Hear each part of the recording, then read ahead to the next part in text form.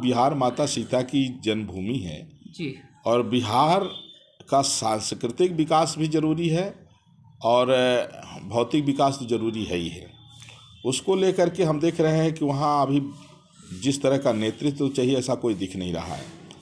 उत्तर प्रदेश में तो योगी जी संभाले हुए हैं और करीब करीब सभी जगह ठीक चल रहा है।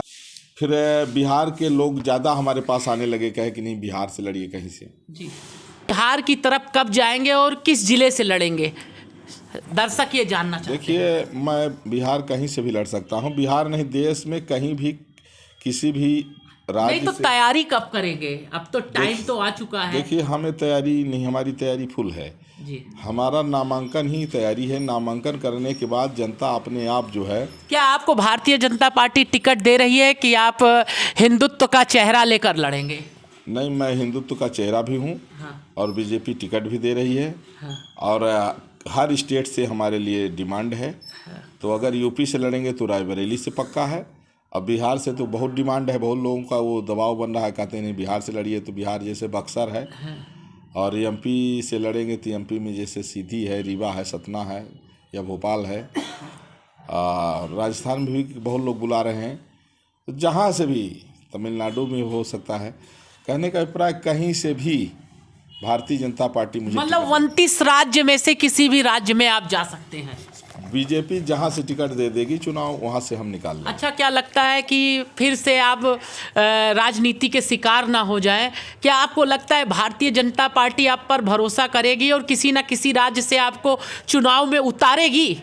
ये आपको लगता है कि फिर आपको बिठा दिया जाएगा? अब देखिए, ऐसा है कि बीजेपी तो विश्वास कर चुकी है, तभी हमें बुलाया गया है। और चुनाव हमारा लड़ने का वो तो नहीं था, लेकिन जब राम राज की चर्चा हो रही है तो राम राज के अनुरूप नेतृत्व भी होना चाहिए। तो इसलिए हम लोग राजनीति में आ रहे हैं और कोई दिक्कत नहीं है, सब अच्छा। और ये भी चर्चा में है कि इस बार लोकसभा का चुनाव आप लड़ेंगे और ये भी चर्चा में है कि आप बिहार की तरफ जा रहे हैं, कहना चाहेंगे आप? हाँ, तो हम बिहार इसलिए जाना चाहते हैं कि चूँकि बिहार माता सीता की जन्मभूमि है जी, और बिहार का सांस्कृतिक विकास भी जरूरी है और भौतिक विकास तो जरूरी है ही है। उसको लेकर के हम देख रहे हैं कि वहाँ अभी जिस तरह का नेतृत्व चाहिए ऐसा कोई दिख नहीं रहा है। उत्तर प्रदेश में तो योगी जी संभाले हुए हैं और करीब करीब सभी जगह ठीक चल रहा है। हालांकि हमारा उत्तर प्रदेश रायबरेली से पहले विचार था लड़ने का, जी, सोनिया गांधी के विरोध में। जी, लेकिन अब भारतीय जनता पार्टी के जो मिनिस्टर्स हैं वो अलग अलग स्टेटों से हमारा जो है हमको बुला रहे हैं। जी, और मैंने लोगों की एक कहते हैं हमारे यहाँ से लड़िए, कोई कहता हमारे यहाँ से लड़िए।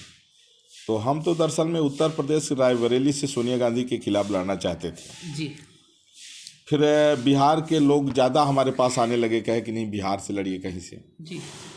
तो अब ये पार्टी के ऊपर निर्धारित करता है कि पार्टी हमें कहाँ से लड़ाती है, और क्योंकि दूसरी पार्टी से मैं चुनाव नहीं लड़ूंगा। नहीं, किस पार्टी से आप लड़ेंगे? क्योंकि वहाँ पे भी इस समय आप देख रहे हैं नीतीश कुमार जी का भारतीय जनता पार्टी के साथ फिर गठबंधन हो गया है और आप ये भी जानते हैं वो पलटू राम है, कब इधर कभी इधर पलटते हैं और एक ऐतिहासिक मुख्यमंत्री होंगे जो 9 बार जो है मुख्यमंत्री बन गए, अभी तक कोई ऐसा नहीं हुआ। तो क्या लगता है कि आगे जो सीट शेयर का मामला फंसेगा है लोकसभा में वो क्लियर होगा और तेजस्वी का प्रभाव क्या रहेगा उसमें? क्या आप ये सिस्टम कैसे अपना बैठाएंगे और किस जिले से लड़ेंगे?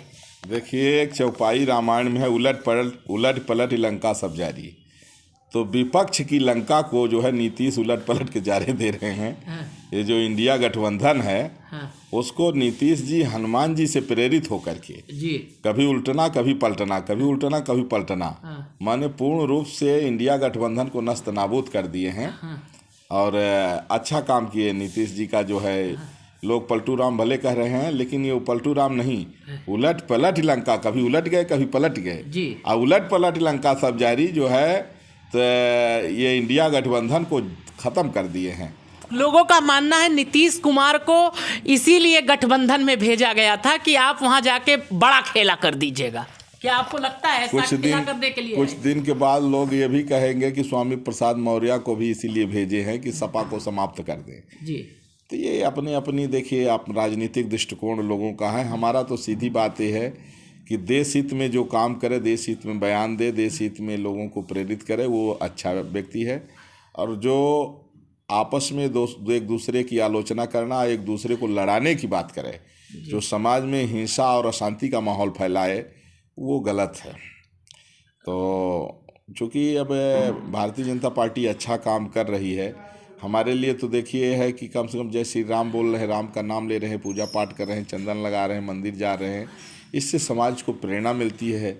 समाज भी जो है इस दिशा में आगे बढ़ रहा है अध्यात्म की ओर। तो वैसी है वो बड़ी नाराजगी दिखा रहे हैं और कह रहे हैं कि जो मुस्लिम कंट्री है वो भी हताश और निराश है और पूरी तरह से हिंदुस्तान में, भारत में मुस्लिम समाज है उसके ऊपर अत्याचार हो रहा है। इस पर आप क्या कहना चाहेंगे? देखिए AIMIM के प्रमुख असदुद्दीन ओवैसी जो है, ये दूसरा जिन्ना है।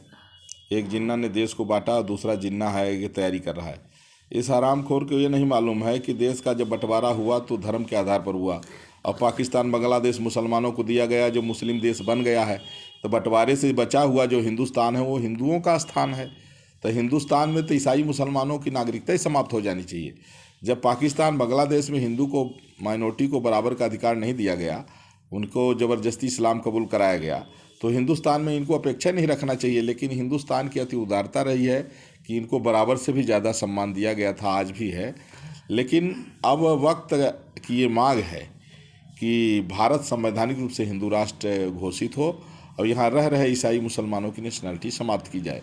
ये उसी तरह से रहें जैसे हमारे हिंदू पाकिस्तान और बांग्लादेश में हैं। इससे ज़्यादा अगर इनको अधिकार दिया जाता। अरविंद केजरीवाल जी ने अभी कहा है कि पूरी तरह से अब लोकतंत्र की हत्या की जा रही है। जहां इनकी सरकार नहीं बनती वहां सरकार को तोड़ा जाता है, खरीदा जाता है, और साथ में अगर उससे नहीं बनता तो ईडी की जांच में फंसा दिया जाता है। कहीं ना कहीं तानाशाही से अब अपनी सरकार बनाना चाहती है। तो ये लोकतंत्र की हत्या हो रही है। इस पर आप क्या जवाब देना देखिए, लोकतंत्र भाजपा के कारण बचा हुआ है। भाजपा विरोधी जो पार्टियां हैं जो तुष्टीकरण, एक तरफा तुष्टीकरण कर रही हैं, जातिवाद, परिवारवाद और तुष्टीकरण, लोकतंत्र तो वहाँ खत्म हो चुका है जी।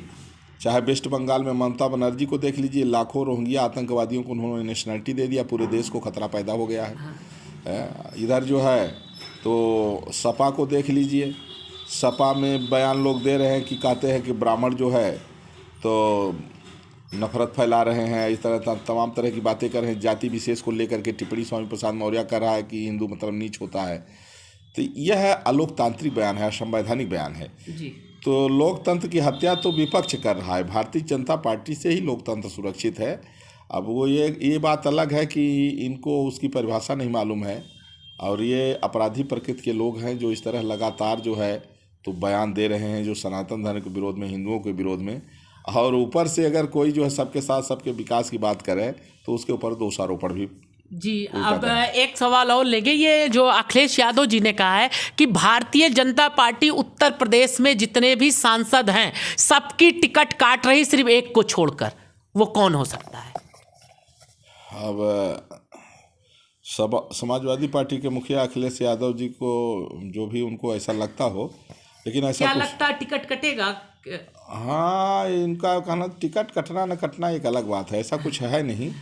अब वो अलग बात है कि कुछ न कुछ चेंज तो करना पड़ता है। देखिए, जो व्यक्ति का देखा जाता है कार्य, कौन व्यक्ति काम क्या किया है, खाली बैठ करके गाड़ियों से बैठ के घूमे हुए अगर जनता का दुख दर्द नहीं सुने, क्षेत्र में आपने समय नहीं दिया, लोगों से मिले जुले नहीं, तो जो रिपोर्ट है आपकी वो अगर ये होगा कि आप जो है तो लोकतंत्र के अनुरूप काम नहीं कर रहे हैं, जनता के जो उम्मीदें हैं उसके पर आप खरे नहीं उतर रहे हैं, तो फिर स्वाभाविक है भाजपा आपको अलग कर देगी।